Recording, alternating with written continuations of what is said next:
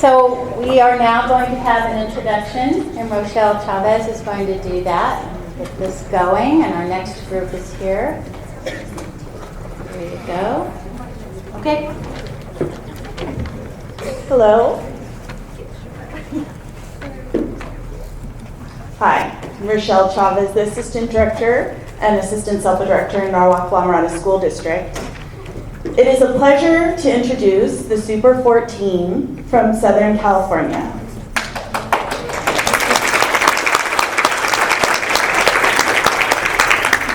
I first met the staff from Antelope Valley SELPA 3 years ago when they were in need of some support for their coaching model.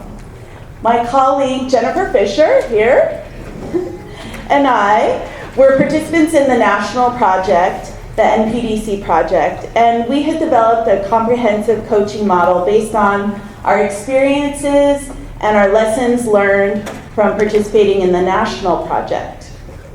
We welcomed the Antelope Valley SELPA into our office and spent the day going over our curriculum and visiting sites. We helped them to see how they could use their resources more effectively and provided them with our materials. The Super 14 presentation you'll see today really embodies the spirit of Captain. We always support each other, we always acknowledge each other's work, and we always pay it forward because we are all here for the kids. So let's all welcome Super 14.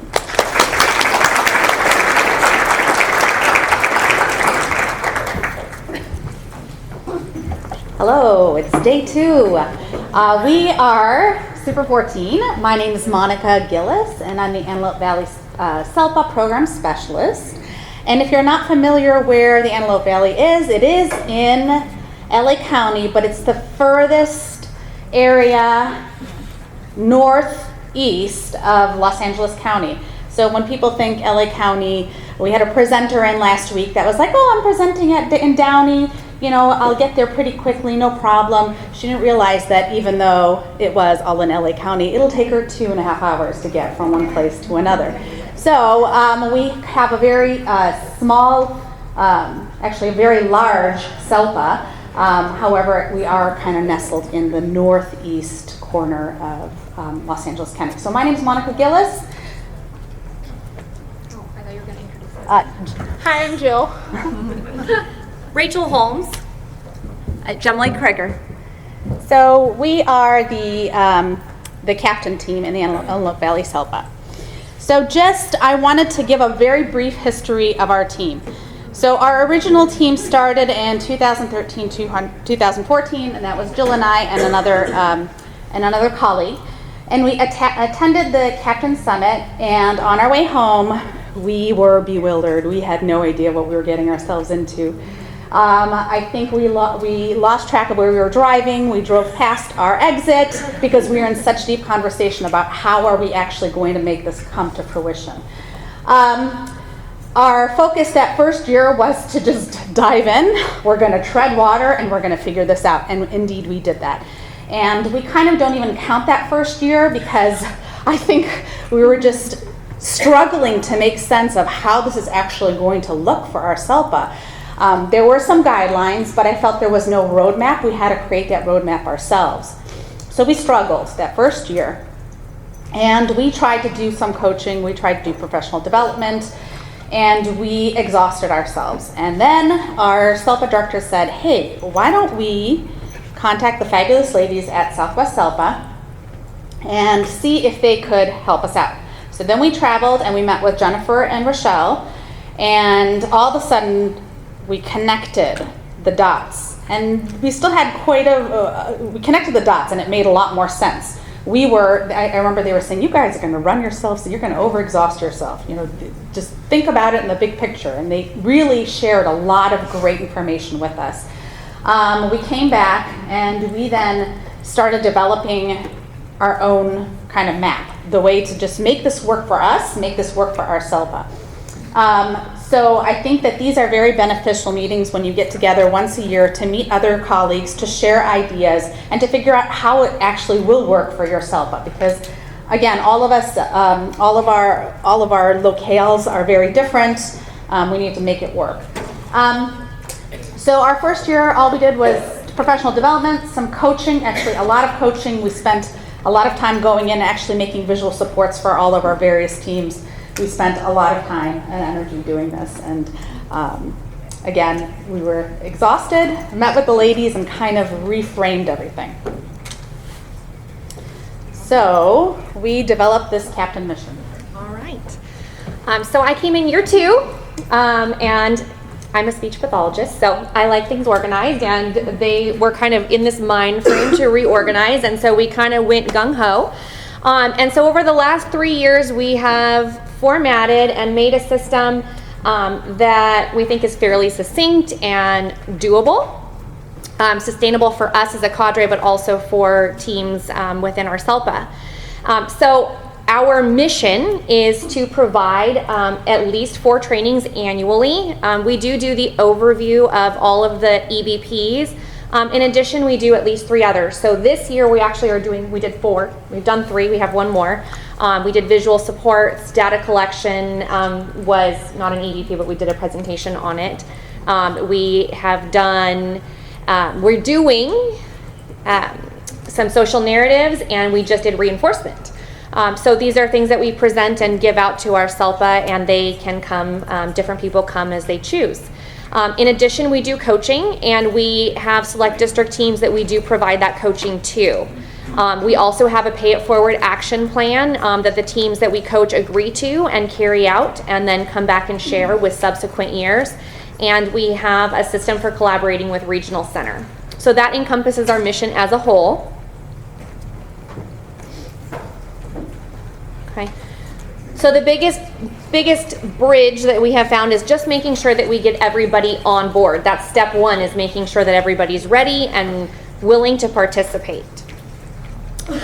We do need directors to commit, and they have to see the value of our mission and our workshops and our coaching model. So our SELPA program director, our administrator, has actually presented our mission and our ideas and our program.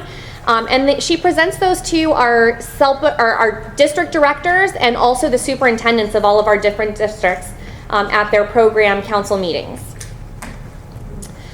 We did decide to make this an exclusive program to kind of get some excitement going, and so the first 4 districts that respond at the end of the school year for the next year each get 1 slot. And that excitement and that kind of, ooh, I want to be first, has been really beneficial and helpful. Anybody who gets there after those slots are filled are put on a wait list just in case a team drops out. So we have this slide for you.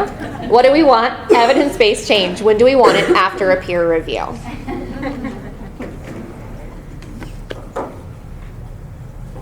Okay, so what does this mean for our districts?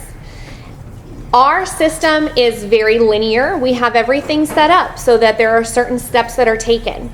In the spring, directors of different districts fill out an application and a commitment form. This is something that they sign. They go into this knowingly. They know what is going to be entailed in the program. And by signing that, they're agreeing that they are willing to adhere to those guidelines that we have set forth and that they are agreeing to see this through. Like I said, 4 different teams from different districts are selected each year. We don't take more than 1 team from any given district. We want to make sure that many different people have the opportunity to participate each year. Each of us support 1 district and 1 district team. And that's it. So they have 1 cadre member who is their liaison between their district and our mission as a whole. The commitment includes funds. It does include sub-time, which we know is huge. We have to have districts, administrators, principals who are willing to give teachers and paras and speech paths and psychologists, whoever is part of that team, that release time to participate in this project. And they also have to be willing to provide support. Some of the things we found is that if you're picking video modeling, there may need to be some funds to provide an iPad or a device or whatever that team needs. Visual supports may need laminating paper or Velcro, and somebody has to provide that. So these districts are going in willingly, understanding that there's release time and support, emotional support, academic support, and then also those funds. There are no surprises.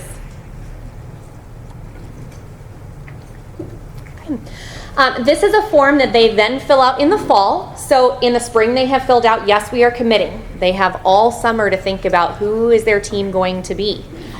So in the fall, we receive this. This is a form that the district directors fill out in conjunction with their district lead. And they're going to provide us with information about who that team is going to be. Okay? So again, it is signed.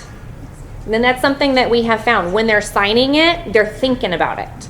If they're just filling out a piece of paper, it's one more paper. But when you have to sign your name to it, there's accountability. Right. I'm going to pass it over to Jill. So when the district has agreed to commit, they're agreeing to commit multiple people. And so first what they're looking for is a district team leader. Someone who is either the administrator, the program specialist, or like a psych that's highly knowledgeable and experienced with someone with working with students with autism. Someone that maybe has some authority to make sure that the release time happens, that has some authority to make sure the funds are happening so that materials are purchased. So that person is designated the district team leader and is really the person that we as the cadre are in main contact with. They have to commit to a lot of time and energy, and I'll go over our calendar and you'll see they are the ones that truly, other than like putting in the footwork as the teachers and the paras, are spending the most time on the project. They're acting as the coach, so while we are in essence coaching them, they are coaching the team. They may have meetings outside of our meetings to make sure that the evidence-based practice and the implementation is really going smoothly. They are making sure that the action plan that we develop as a team is moving forward and that everything just keeps going along. We take this whole project very slowly. It spans the entire school year, and we just let them move through the process step by step, but they still have to make sure things are happening. And then the site-based team is everyone that would be involved working with that student. The teacher, the psychs, any OTs, speech paths, paras. Years previous, we had mild, mod, and moderate severe teachers involved, and this year we selected that we really wanted to move forward into the gen ed classrooms, and so we have gen ed teachers involved, and resource teachers, and special ed teachers involved, always school psychs that are involved, and this year we've had the most show of paras, which again really goes into that release time, because now you've released multiple team members, possibly from a single classroom, and we all know how that can go. So we've had pairs come, whether they're the one-on-one or the actual classroom para. But really, and we've had like AT people come, whatever this student has on their caseload is essentially like the IEP team, they're coming. And then we're selecting one EBP to focus on. Our whole thing this year that we really, well not this year, every year we really tell when they're selecting the teams is that we are not here to fix you. We are not fixer-upper. We want teams that are strong and go-getters, that are taking initiative, that are already setting standards high and are just ready to go to the next level. When you have those fixer-upper teams, it becomes more of that evaluation process, and that's not really what we're here for. So after the team has committed, we provide them with a calendar. Again, like Rochelle and the other teams have mentioned, we set this all up in May based on our calendars because we all work for different districts. And so we have to see when are your PLC days, when are your PDs already established, when you have minimum days and parent conferences and all of that crazy stuff. And so what we have found works best for us is the third Thursday of every month. And we just designated that third Thursday and write out a calendar and can hand it over so that they can put all that stuff in their own calendars. What you'll see here is that this one is for the district lead, and we would hand out a separate calendar to the site team because you'll see like it says 2 hours up to a full day or half a day. So those 2 hours are our afternoon meetings, which are always established from 1 to 3 in the afternoon, and we try to be very respectful of that time. Some teachers, that's past their normal release time, so if we get the meeting going, they can go early, but we try to be very respectful of that 1 to 3 o'clock. For the district leads, though, they are with us during the morning for those observations, going over the implementation checklist, checking on their action plan, seeing how things are going. So they spend a little more time with us. They also, some of the leads have built into that half a day time to meet with their team prior to coming to our meeting to just kind of do an extra check-in. Where are we at? What needs to happen? What do we need before we go here and take next steps? So for the district lead, we typically ask them that really they're kind of blocking out half a day to sometimes a full day depending on what your needs are. But we meet with the teams for an observation every morning or those mornings. Go into the classrooms, the teachers and all the site teams, they continue to do their thing. We're there to check their implementation, look at the target student, maybe help collect some extra data, and sitting there with a district lead. And then in the afternoon, we all meet from 1 to 3 o'clock and go over a variety of skills to just move through this process. So when they commit to this, they have to understand that there is expectations. They're agreeing to the coaching model. They're agreeing that we're going to come in and observe you in your classroom. We know not all teachers are comfortable with all that. We do ask that they kind of notify the parent, like, are you getting permission that we're coming in and observing your kid and they're, participating in this extra project? And that the district as a whole is committing to that leave time and for the team. We ask that they attend the monthly meetings. We know that stuff comes up and suddenly there's an unscheduled IEP or there's an emergency on site and so people can't come. But they've had the calendar since May, so we ask that they do their best to attend. Professional development. We do ask that the first PD that you'll see that we go over, the EBP overview, autism overview, that is mandated, that they just come and hear all about what our evidence-based practice is, what is autism, what are the resources available. So we do ask that they attend that one professional development, and the rest of them throughout the year, they can come as they choose.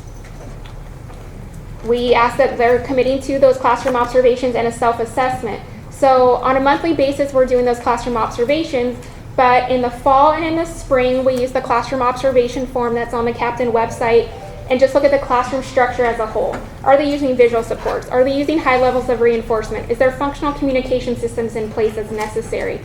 And after they actually target the student and an EBP, we actually ask them to look at themselves as a practitioner and how can they improve their classroom? And they develop goals for themselves. And we then do that classroom self-assessment again in the spring to see if they've improved. They select a student in their classroom with ASD. So this year we did focus on a student that is 50% included. Years past it has been SDC students in either the mild, moderate, mod, severe class. They select an evidence-based practice that is obviously appropriate in supporting the student with their IEP goals. We walk them through that whole process. We have many teams that are like, this is the one we want, and then they start looking into it and then they say, oh, this is not appropriate, or this involves way more steps than we thought and we are not ready for that, or the student met their goal and we have to turn it into something else and we need to switch our EBP. One of our teams, while we started this in August, just finalized their EBP selection at our meeting last week, and now they're ready to go. But it was kind of like that, oh, this is what works, not those other ones that we were thinking about. And obviously they're going to learn in depth about the selected EBP. We're asking that they are watching the Affirm modules. Some of them are doing extra readings. They're asking as many questions as possible, doing research to see how can they really do this evidence-based practice with fidelity. Then they're going to implement the evidence-based practice with the target student. We walk them through collecting baseline data, monitoring progress, and doing an overall, what did this look like at the end of the year? How did this support their IEP goal? And how did you as a practitioner change now that you are implementing evidence-based practices at Fidelity?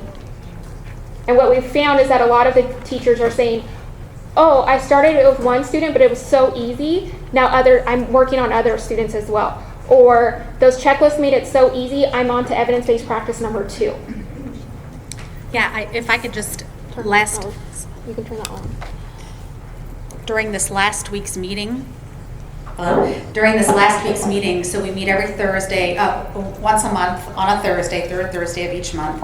And during this last week's meeting in January, so we've already been working with these teams for about 4 or 5 months, we had so many ahas across the room. A lot of people were like, I'm not seeing this, I'm not quite understanding. And once they really had gone through all the modules, learned a little bit, started implementing, they saw how beneficial a lot of these evidence-based practices were to the rest of the classroom and other students. So inadvertently, just by learning and focusing, we decided to just focus on one student to not make it so overwhelming. We wanted to take baby steps and make sure that people really understood the process before feeling overwhelmed by saying, oh, I need to implement all these evidence-based practices with my entire classroom. How is this going to work? So we wanted to just really slow down. But this past week, I think a lot of teachers were saying, yes, I'm using this evidence-based practice with almost all of my students now.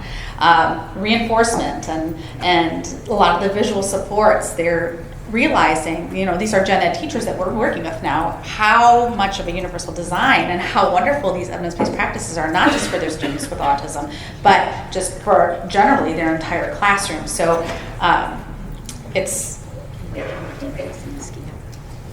Oh yes, and we actually even had one classroom that the target student, again in a gen ed classroom, had a one-on-one or had a special circumstance aid, and they have moved from full-time to just 2 periods a day within the course of this semester. So started off in August, full-time one-on-one, to now 2 periods a day. So implemented some EBPs and seen some remarkable changes. And this particular class is in my district. Something we didn't mention is that we never mentor our own district. So that is something important to notate. But this particular class is in my school district, and the resource teacher shared with us that the parent actually called and said, okay, what's your fade plan? I want this one-on-one out, which was huge for this particular case. They've been fighting for years to try to decrease a SKIA, and they had the parent call and say, okay, what's our plan? What's our plan? Because we don't need this anymore. So that was great. It was really great to see. And obviously they're going to continue taking data. We sit there with their data sheets. Are these data sheets working? Are you tracking the right kind of data? Because sometimes we found that is an issue, or they're collecting way too much data, and we're like, hey, this can be a lot more simple. So they're collecting that data ongoing, and at the end of the year, you'll see like the poster boards, they get to present that data. Huge decrease in behaviors that are inappropriate. Huge increase in appropriate behaviors, which is obviously always our goal. So at the end of the year, when we do our celebration, they really get to present that data that they've been working so hard on and showing what they did with the student. Obviously, then they're going to plan to generalize to other students or select another EBP. Last year, we had one team that really quickly went through visual supports. It was working so well with the student. She was quickly fading the visual support and kind of just keeping it in her desk, but you could see that she was like kind of going through it herself, and had a huge decrease in her calling out behaviors. So they moved on to a second evidence-based practice, and it was like January. They were just so gung-ho and seeing such great improvements that they were on to EBP number 2. We don't always recommend that. We don't push that. But this team had wonderful support from their district lead, Miss Gemily. So they were able to really move through the process. But obviously what we want them to see is like next school year, maybe they pick number 2. So we discussed that we do offer a variety of professional developments outside of those monthly meetings. So in September, we offered the autism an overview of evidence-based practices. We spend the morning looking at autism, and then the afternoon going over all of the 27 evidence-based practices, and they all leave there going, holy smokes, what have you just gotten me into? And we say, it's okay, you only have to do one. And they kind of can take their deep breath and be okay with it. We also then provide visual supports as an evidence-based practice, and this is obviously what we always call our biggest bang for your buck. It is the most well-attended one. We make sure that it is all day. It is all of our professional developments are make and takes, so we bring Velcro and laminators and printers and tons of materials that are already made for them, and we will go through the process. So visual supports, we did schedules. Here's what schedules can look like. Go make your own schedule. Here's first then boards. Go make your own first then boards. Here's just visual supports you could use for academics. Now go make some. And teachers We love that because that means tomorrow I can go into my classroom and just instantly start using that versus now I need to go back to my site and find all the stuff and do it. We give them tons of time and all of the resources to make all those visual supports. For reinforcement, we made token boards, we made first then boards, we used a variety of different, did preference assessments with them so that they could really see what this could look like. We did a data collection and graphing 101. So what are the types of data that are available that you could be taking in your classroom, and what do you do now that you have all these pieces of paper with all this data? And then we showed them how to graph all of that in Excel or in Google Sheets. Spent time sitting at computers actually inputting data and allowing them to see how pretty graphs can be and how helpful they are. A couple weeks ago we did reinforcement, and then in the spring we will do social narratives. Again, another make and take. This is what this looks like. Now you can write specific stories for your students. We will print them, we will laminate them, we will put all kinds of pretty pictures that are super motivating for your students on them, and do everything as possible. At the end of the year, we will email everybody that attended these professional developments and see what they would like to see for the next year, and then develop our schedule for 2017, 2018. We have done visual supports and social narratives multiple times just because we find that everybody wants it. And reinforcement was new this year, and data collection was new because we found data collection was really a need, that people just didn't know how to take data correctly or what kind of data they should be taking, and then again what to do with it. So that's why we offer that. So in the springtime we'll send out a survey to say, hey, what do you want to see for next year? And then as a team we'll decide if it's an evidence-based practice that we feel that we can really spend all day presenting on. And then just so you know, at our make and takes we also bring computers and we bring printers. So say somebody's making a power card and they want, I don't know, little Einstein or whatever it may be, they are able to pull those up and make them really quickly, and then write in what they need to write in, or visual supports or token boards if they know something's really reinforcing, or if they need those pictures. So they're able to pull those up on Google Image and print it out right there and laminate it. So the next day when they go to their class, they can implement and use those items. And those have been typically our best attended, because in the beginning we didn't always do make and takes, we would do these quick 2-3 hour PDs on evidence-based practice. But then the first year where we actually did the make and take, we had a room that was, we had a very large group come because they wanted to actually make them and implement them. And the rest of the make and takes, we just decided that from now on when we present on evidence-based practices, we have an opportunity to model and to practice, as well as create the tools. So. Now Jemily's going to go over what really coaching looks like for us as a cadre.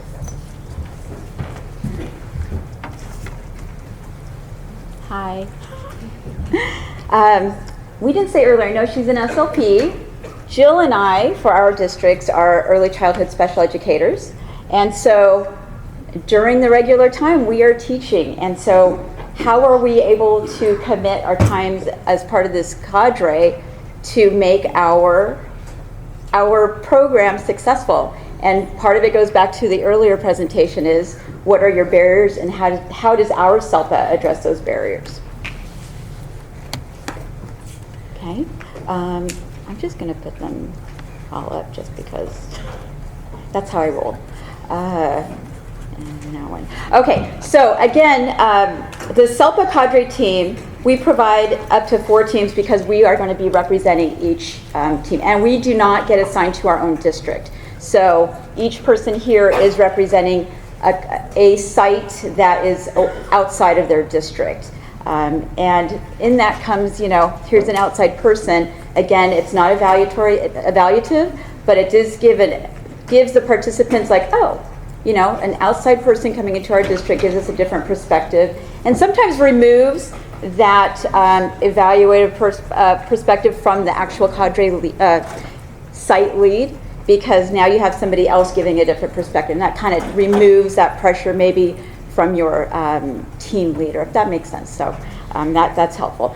As part of the program, we do have the monthly observations and meetings. So you are putting that support in, and again, reinforcing we do have administrative support. Part of that is We want to make sure this is good for kids, and that's what our administrators support.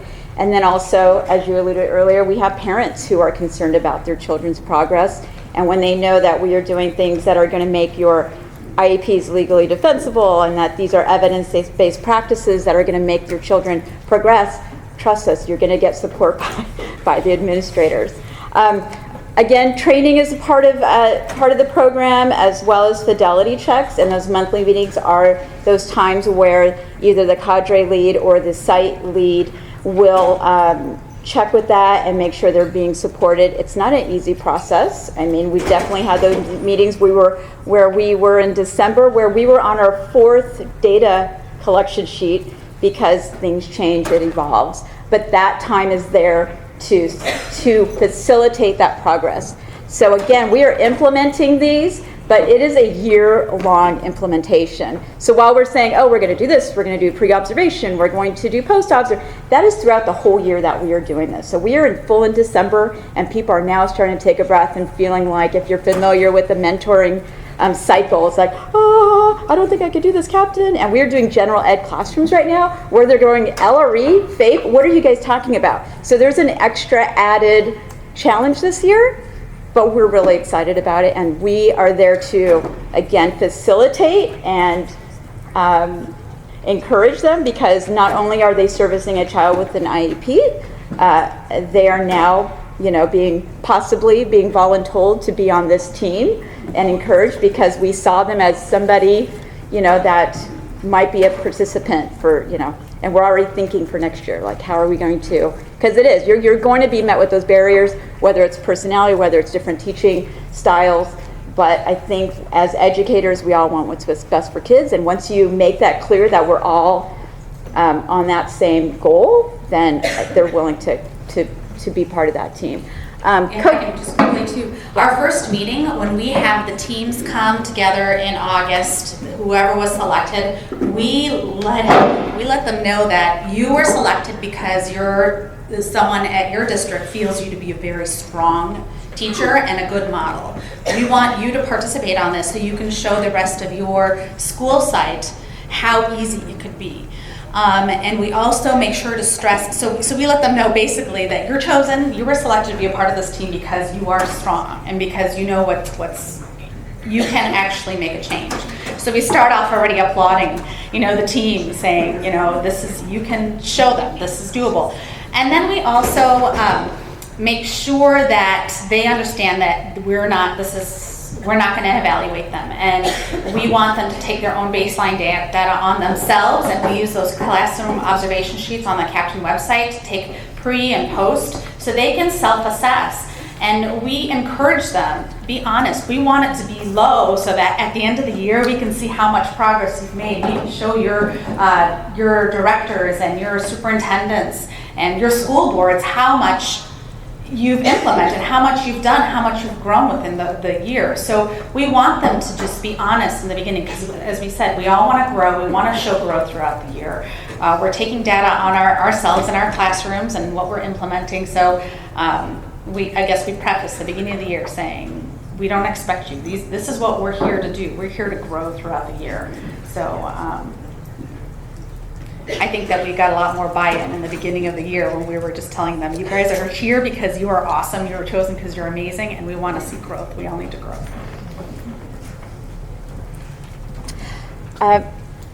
Coaching with the district lead, again, every district has one lead, and they have their team, and we will support the lead to assist with coaching. In each site, it might be a little bit different. With our district, I'm at East Side, and we just, for our district, we decided that we needed an extra monthly meeting aside from the monthly set for the calendar. So that just happens to be something that we needed to support.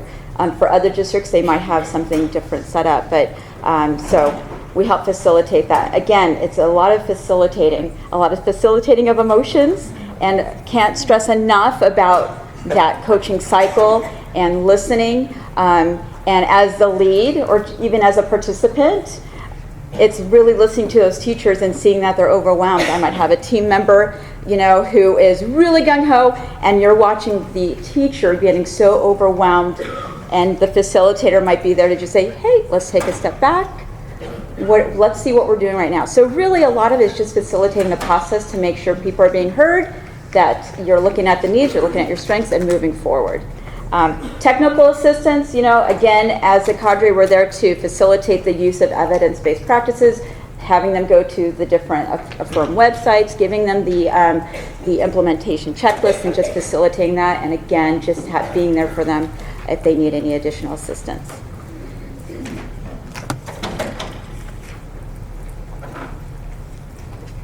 So again, the core of our program, and I think why it's so successful, are these monthly coaching meetings.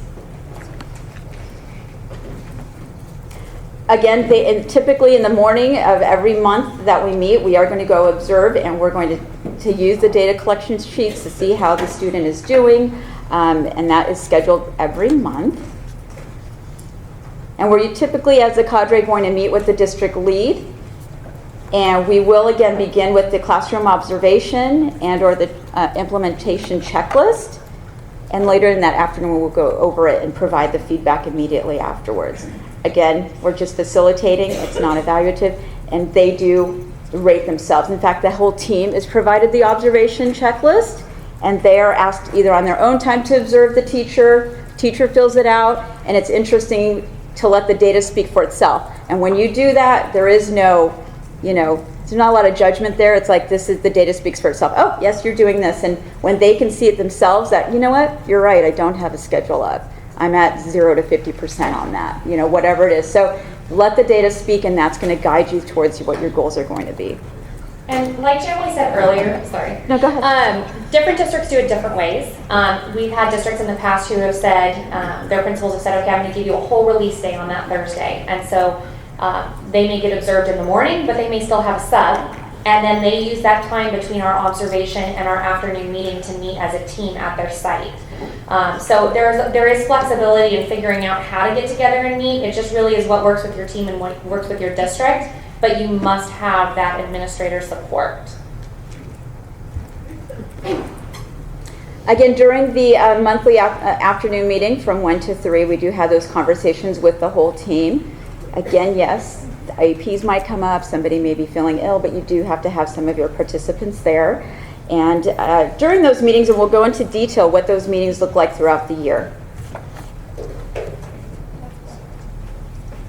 So this one right here is August through November. I know the print is very tiny, but you'll get a sense that, August, we have our first meeting. They have, got an idea of what we're going to be expecting them, all the way to how we're going to move forward to. Go ahead. Yeah, and so just for the sake of time, I'm not sure if you were given this during the last presentation that we had in the South.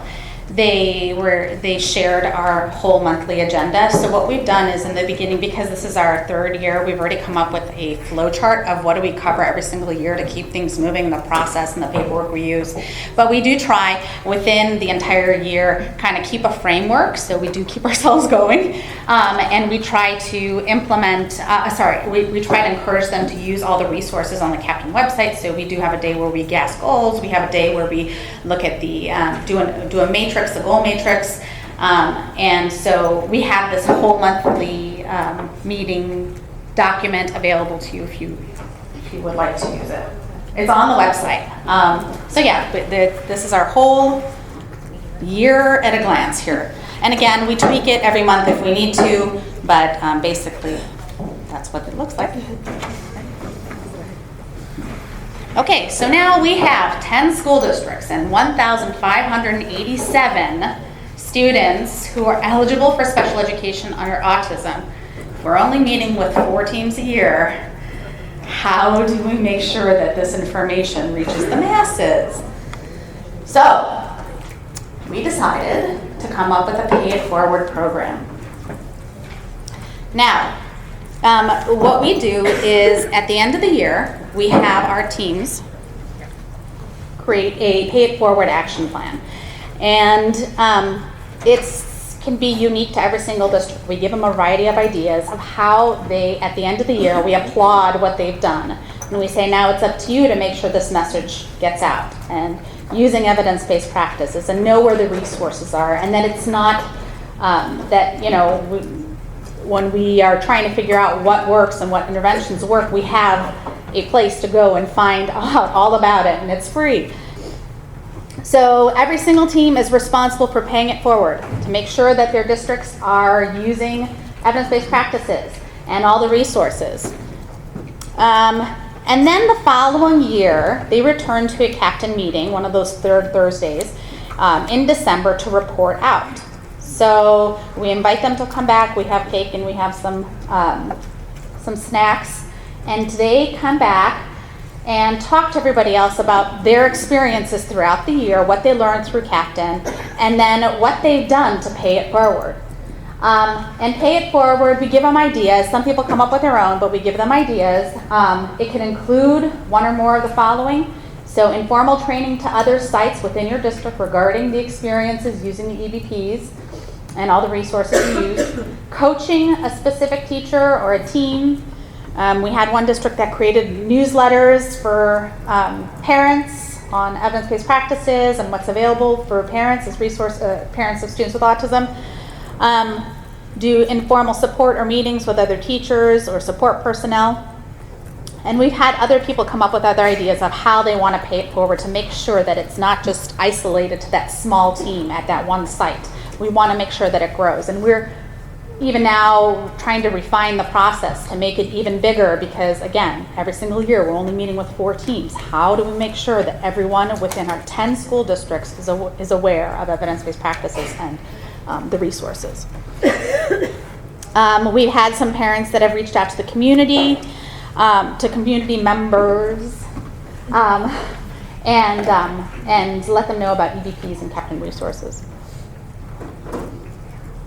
And then we've had some teachers and teams that have taken it upon themselves to educate typical peers on the campus and to tell them about autism and just share resources. And then at the end of the year, we have a end of year celebration. So we try to recognize as many people as possible. We have certificates of some completion for all of the people that participate in the project. We invite all the district directors, so from all 10 districts, and the teams present their accomplishments on the board. So here we brought 6 or 7 up with us. These are some of the boards that they've created over the past several years to just display what they've accomplished, what evidence-based practices. There's data collection sheets. There's some of the samples of the things that they created. And everyone just has an opportunity to present and they applaud each other. And then we schedule a recognition at the school board meeting. So for all 4 teams that participated, we contact their districts and we ask to come to the school board meeting, which I feel has been very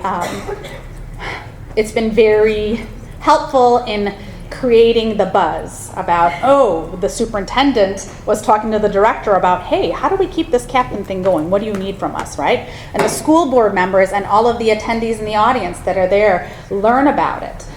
We've had some really cool things happen. Actually, Rachel, you want to share about some of the parents that were incredibly litigious parents, and we've had actually a few things happen.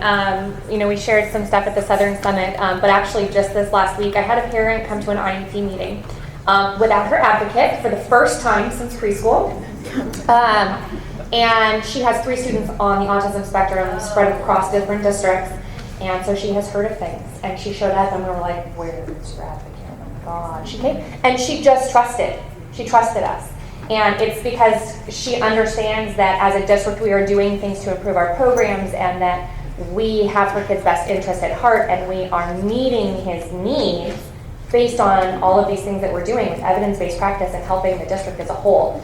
But we've actually had parents show up to meetings and say, well, how are you going to do this? And people go, well, I went to this captain presentation on, no more said, good to go, move forward, do what you need to do.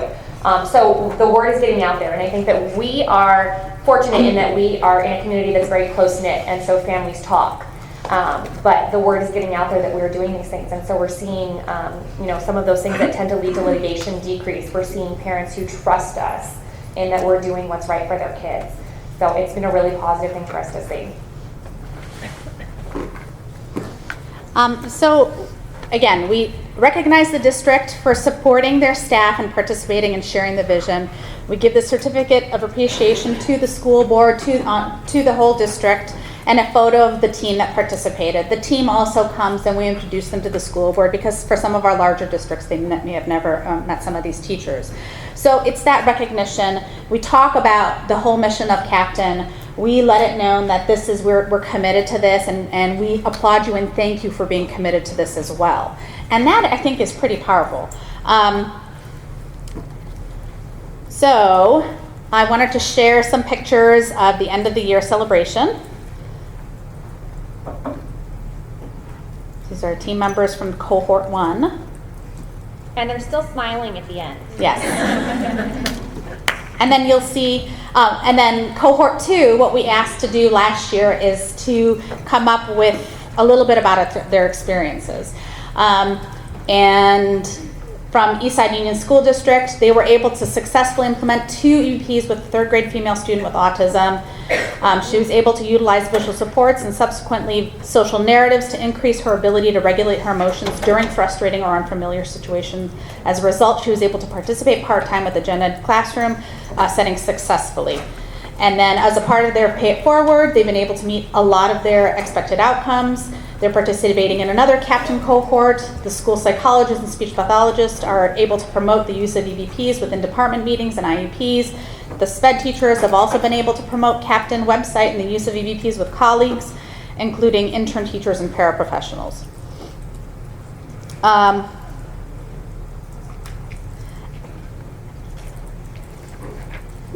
On another front, many school-wide professional development sessions have Captain-based interventions as a major component of trainings. These professional developments are not just for teachers in the autism program, but for all special education teachers who work with students who might benefit from them. And this was our SBC, our high school SBC teacher that participated last year, and he has been actively trying to promote the use of the Captain website, sharing that with all of the rest of the special ed teachers, and also do make and takes with them. So. Sorry. So they talk a little bit about how they've paid it forward and how being a part of the program has really supported their district. And then this is yet another. This is another teacher from another district that also. I'm not going to read it because I think we're over our time. We have each to do questions okay. now. So if you wanted to see. Let's give them a round of applause.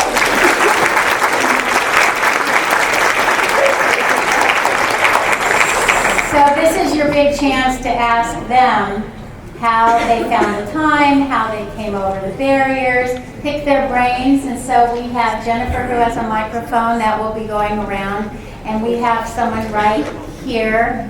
Here, you can use my Madonna mic. Hello. Kudos on the bacon cakes.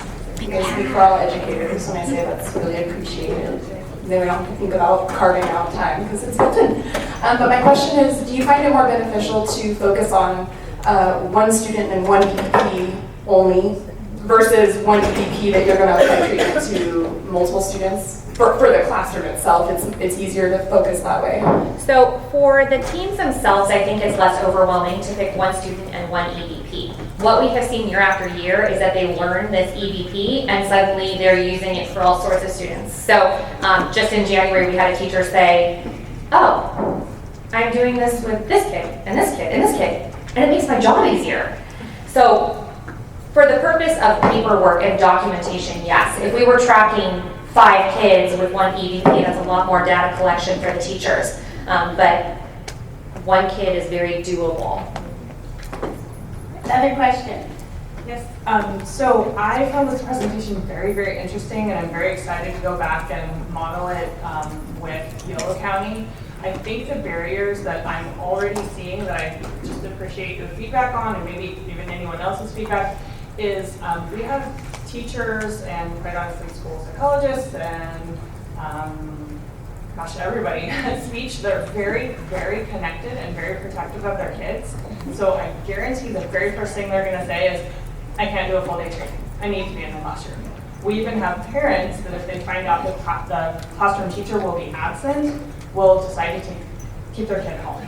So I would just like, some feedback on if you've encountered that, kind of how you help people feel comfortable with this is very important and it's okay to have a sub for a day or 6 throughout the school year. Right. It can be difficult, and as a teacher, I always am like, I have to prep because I need to leave and we're working on presentations, so I need to prep, and I have a sub that I'm like, are you available all these days? And I have her booked for the entire year because I know she's a consistent face, which obviously our students appreciate. And really, it can definitely be a barrier. Sometimes we have really good attendance and sometimes we don't. And we actually, like our January PD was like 3 days after a winter break. And we were like, that was such a bad idea because no one, like we just went back to work and now we're asking people to leave. We're not doing that ever again. We have to learn from this too. But what we found is that it just really has to be an encouraging thing, and it really at times has to come, it can go both directions. Top down, I want you to go to this professional development because I know it's helpful, but also from the bottom up of, hey, I really want to go to this professional development because it's part of this awesome project. And we have found that when it has the captain name associated with it, that can also be really helpful because it's not, it's just not another PD that the SELPA's putting on.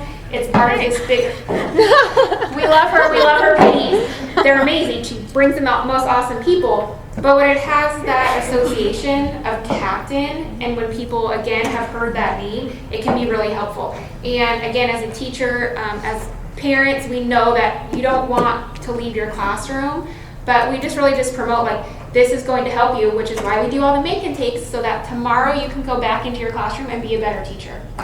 And we originally started, our first year was after school.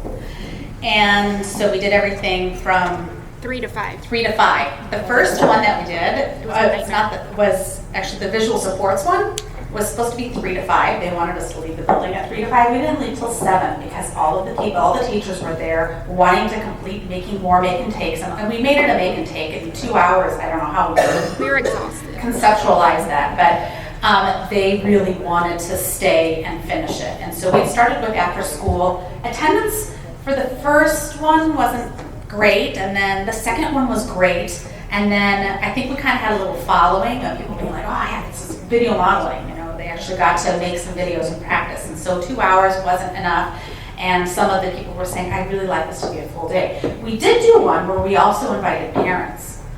So we partnered with Regional Center, and we did a full day on evidence-based practice and parent-implemented interventions, and we also did visual supports, I think. So parents were making visual supports for home, and we were able to kind of partner with Regional Center to make it not only an event for our teachers, but an event for the whole community. So that might be an angle. Can I grab that one? Good question. Sounds like if you build it, they will come. And they chose early adopters, so rather than think of everyone in your district, think of one. They might be a little reluctant, but they're willing to go into it. And then you build it, and then everybody else will be knocking on your door. I want my turn, and they have a waiting list. Is there someone else who has a burning question about how you really go back and make this happen? This is your big chance. Back there. 2 back there.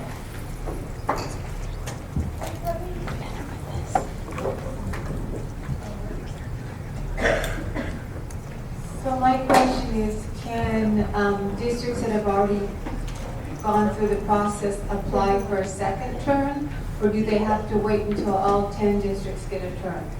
It depends, because we have some really, really small districts that don't even have enough people to participate, and we have some districts that every single year, we typically, there's a waiting list, then we've had that after the second year, we had a district that wasn't able to get in on the first year, but we let them get in on the second year, and then we open it up again to all 10 districts first.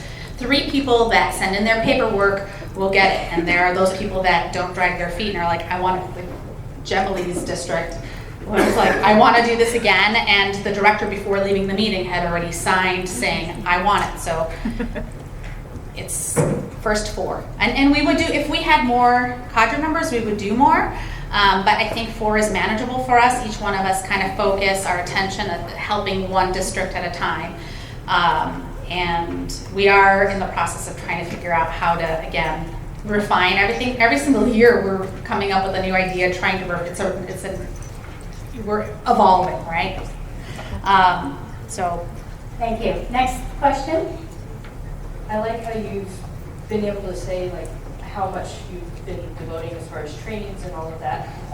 How much of your time would you say you have committed to this vision of supporting with captains? So like how many days either a week or per month would you say you do as a captain cadre? I think that has kind of varied for each of us across the years. It gets a little more time involved when we're developing a PD. Because we had reinforcement in January, winter break, we were emailing the presentation back and forth. And then again in our heads we went, well, that was silly. Why did we plan this for January? We're ruining our Christmas break, right? So it's kind of varied. Because we're at a place where the system is established and going, I can say I need to spend maybe an hour to a month, especially like at the beginning where we're really establishing things, helping them collect data. When we do that initial classroom observation, we do write a report, so obviously that takes time. And at the end of the year, we write another report. But really, we have been able to get to a place of Thursday is our day and have scheduled that on our own calendars to really kind of squeeze everything in there. But it does, I would say, Like maybe 2 days a month. maybe an extra, Total. 2 days a month, depending on what the calendar looks like, depending on what PDs are going on that month. Time for one more question. No? Over there. Okay. Go ahead. One. Lisa, we need you on a microphone, and Jennifer is not well. We're on video.